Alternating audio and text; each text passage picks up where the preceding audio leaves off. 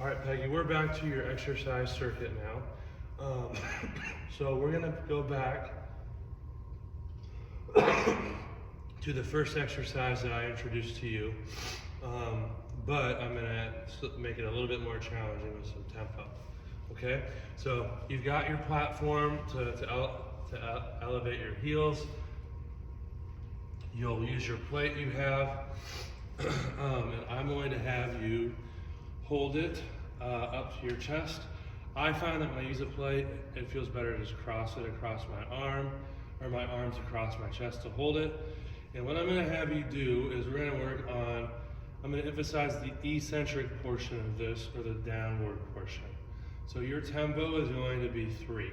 So you're gonna cross your arms across the plate. You're gonna move like this. 3, 2, 1, up. 3, 2, 1, up.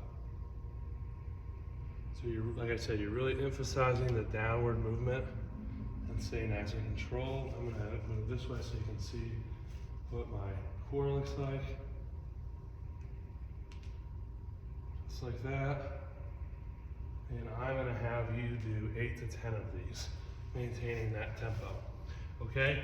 If that is a high rep range and it feels tiring to do 10, drop to 8.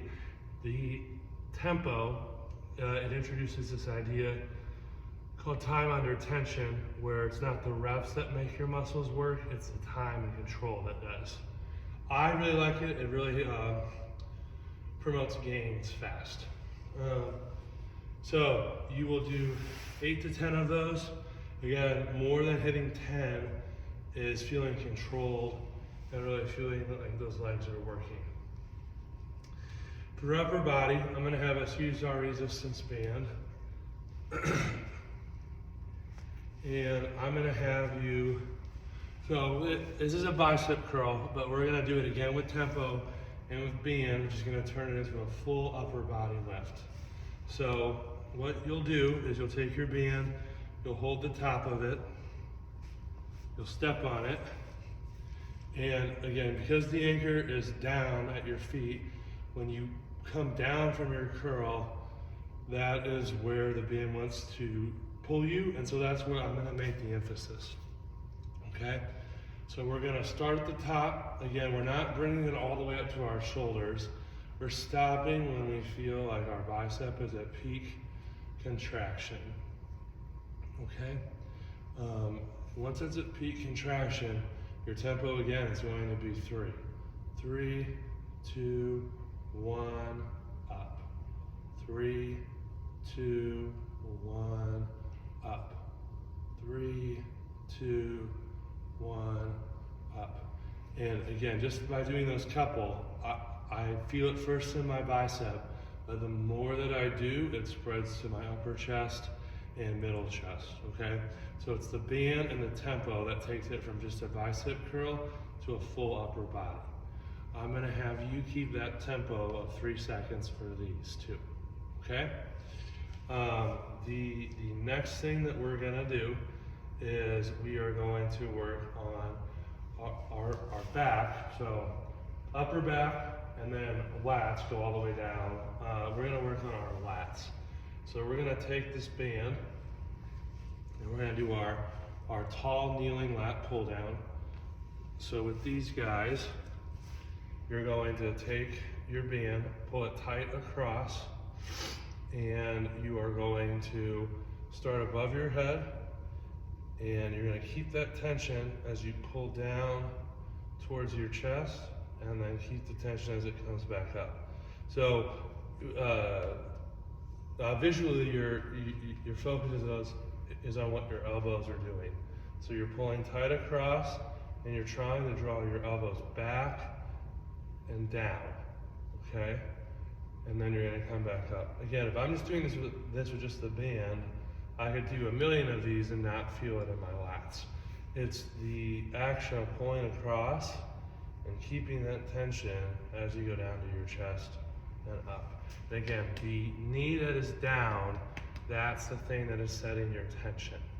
So push your knee hard into the floor. That'll make it easier to remain tall. What'll happen if you start to lose it is you'll start to extend to get the band towards your chest, okay?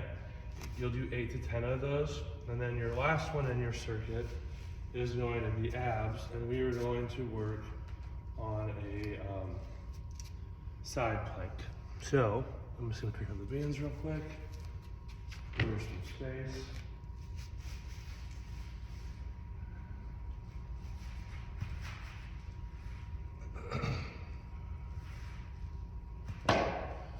So side plank is something that you've probably seen a lot of or done before. And a lot of times people miss some things that make it a good exercise. And so what I'm gonna do is I'm gonna show you a couple different angles, but really the foot that is down on the ground, that glute on that side really controls a lot of how effective the side plank is, okay? So let's say I'm working my right side. So I'm gonna get long. You have 2 choices for your feet. You can stack them, which I think is the easiest way. If this feels pretty hard, you can stagger them so that it's more like this. But if you can, stack your feet. And like I mentioned, that glute, so if I'm working my right side, I'm focused on keeping my right glute really tight, okay? So I'm gonna come up high, my hips, my body is in a straight line. I'm not sagging, and I'm really thinking about keeping my right glute tight, and I'm really thinking about breathing. So inhale and exhale, and I'm gonna feel my whole core work, especially the obliques, and I'm gonna hold that for 15 to 20 seconds, okay? And again, we talked about this with normal planks.